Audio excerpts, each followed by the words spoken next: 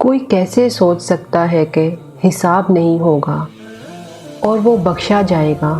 یاد رہے حساب ہوگا، ایک ایک آہ کا، آنسوؤں کا، بے حسی کا، الزام تراشی کا، دھوکہ دینے کا، امید دلا کے توڑنے کا۔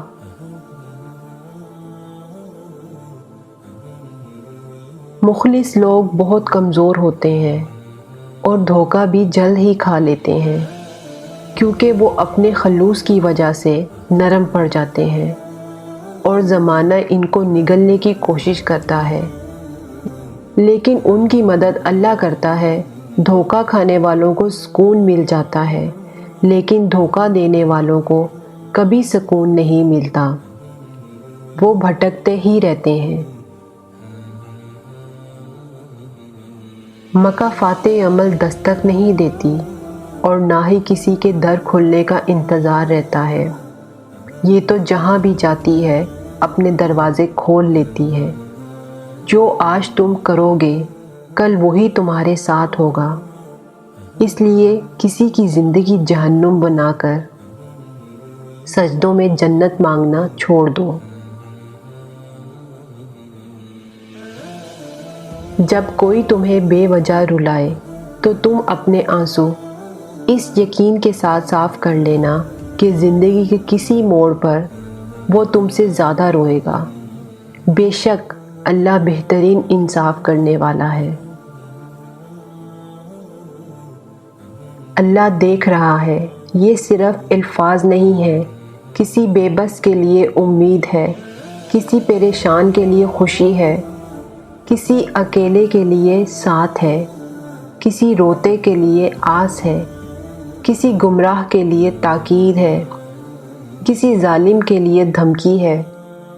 بعض اوقات ہم کسی درد میں شدت سے روتے ہیں، اچانک چپ ہو جاتے ہیں، کیونکہ کوئی اندر سے دلاسا دیتا ہے کہ غم نہ کرو، اللہ ہمارے ساتھ ہے۔ کسی کے ساتھ غلط کر کے اپنی باری کا انتظار ضرور کرنا، کیونکہ قسمت جب تماچا مارتی ہے تو وہ منہ پر نہیں روح پر لگتا ہے۔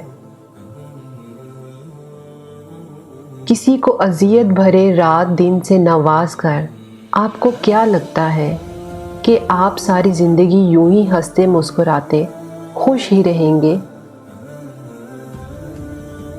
خیال رکھنا کہ کسی کی آنکھیں تمہاری وجہ سے نم نہ ہو، کیونکہ تمہیں اس کے ہر آنسو کا حساب چکانا ہے۔ یقین جانے جو کسی کے ساتھ برا کرتا ہے وہ اپنی ذات میں اس کی سزا بھگت رہا ہوتا ہے، بس ہمیں خبر نہیں ہوتی۔